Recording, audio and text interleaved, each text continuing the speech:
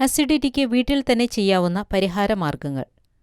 ജീവിതത്തിൽ ഒരിക്കലെങ്കിലും അസിഡിറ്റി അഥവാ പുളിച്ചുതികട്ടൽ അനുഭവിക്കാത്തവരുണ്ടാകില്ല.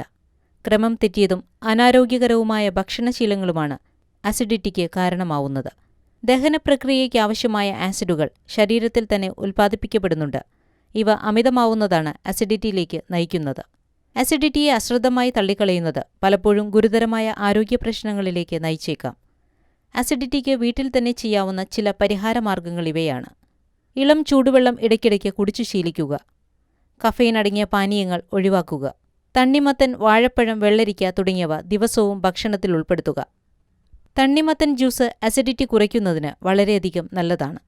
നാളികേരത്തിന്റെ വെള്ളവും അസിഡിറ്റി കുറയ്ക്കാൻ സഹായിക്കും.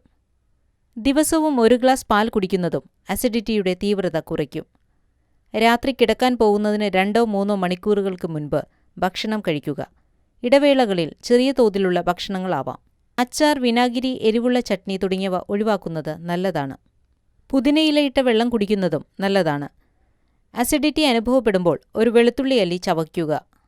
അമിത മദ്യപാനവും പുകവലിയും ഒഴിവാക്കുക. അത് അസിഡിറ്റി വർദ്ധിപ്പിക്കും.